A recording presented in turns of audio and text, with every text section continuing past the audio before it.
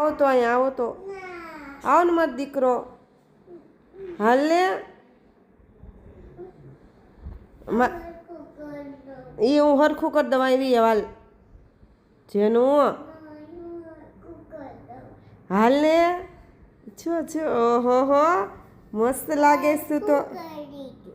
હું હરખું કરી દીધું ઓ મારો દીકરો મસ્ત હરખું છે ઓ ઓકે આમ ઊંધું હતું ને તો આમ ટીટું કરી નાખ્યું ઓકે આમાં પાણી છે પાણી એવું હા પાણી દેખાય છે